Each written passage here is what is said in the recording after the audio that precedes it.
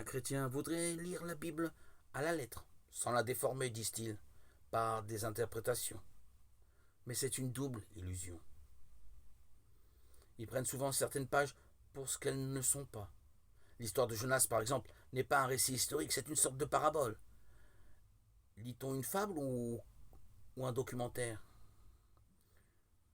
Ces chrétiens oublient que si le livre ne change pas, les lecteurs, eux, changent au long des siècles. Le lecteur moderne sait que l'univers n'est plus le monde décrit au premier chapitre de la Genèse. La voûte du ciel reposant sur une terre plate au-dessus de l'abîme.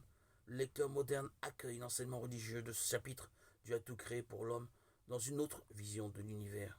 On ne peut pas échapper à la nécessité d'interpréter pour aujourd'hui. Il faut que les vieux mots retentissent comme paroles neuves. C'est pourquoi, depuis toujours, la lecture de la Bible est suivie d'un sermon, d'un commentaire. Jésus lui-même donne l'exemple à la synagogue de Nazareth en commentant Ésaïe. C'est aujourd'hui que cette parole retentit à vos oreilles. Luc 4, 21.